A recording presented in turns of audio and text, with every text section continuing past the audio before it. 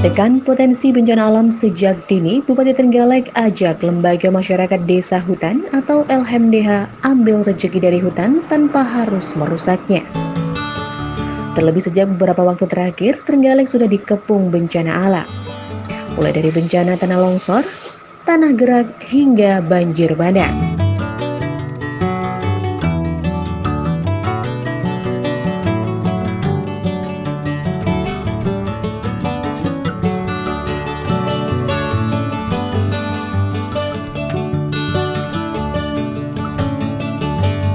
Berdasarkan keterangan Bupati Trenggalek, keberadaan hutan memang harus bisa memberikan kebermanfaatan bagi masyarakat desa hutan.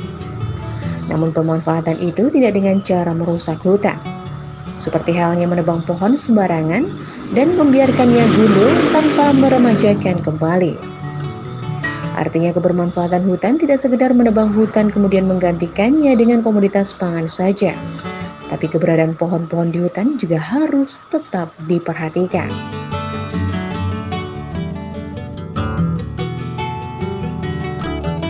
Lebih lanjut, Bupati Trenggalek Muhammad Nur Arifin menyampaikan pihaknya berharap agar hutan di Trenggalek ini bisa semakin lestari. Artinya masyarakat bisa mendapatkan penghasilan dari hutan. Namun, kelestarian pohon di hutan juga tetap terjaga. Dengan begitu resiko bencana bisa terkurangi dan ekonomi masyarakat juga tetap tumbuh. Ya, harapannya hutan kita makin lestari. Hutan lestari itu maksudnya untuk masyarakat juga menghasilkan, kemudian untuk alam juga menjaga keseimbangan ruang hidup sehingga resiko bencana bisa terkurangi, tetapi ekonomi masyarakat juga bisa tumbuh.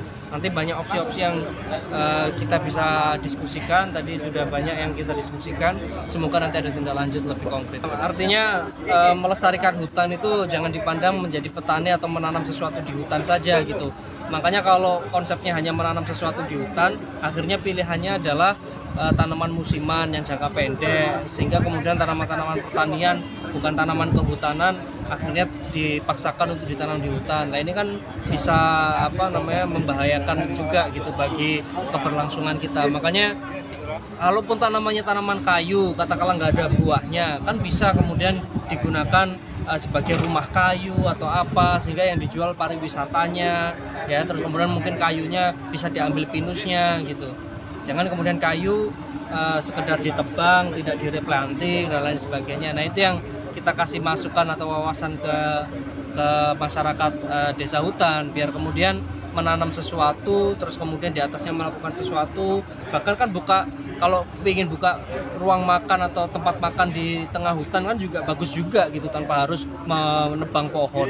Kan bisa konsepnya rumah-rumah pohon atau warung pohon gitu kan ya. Mungkin kalau ada kreativitas kan sebenarnya teman-teman bisa mengupayakan itu, sehingga rezeki itu bisa diambil dari hutan tanpa harus merusak hutannya. Itu aja nilai pentingnya, bisa ambil rezeki di hutan tanpa harus merusak hutannya gitu ya. Mas Ibin juga menambahkan, melestarikan hutan itu bukan berarti hanya menjadi petani atau menanam sesuatu di hutan saja. Kalau konsepnya hanya menanam sesuatu di hutan, akhirnya pilihannya tanaman musiman yang jangka pendek. Sehingga yang ditanam bukan tanaman-tanaman yang menjaga kelestarian hutan. Dampaknya justru akan terjadi kerusakan hutan yang berakibat pada potensi bencana alam.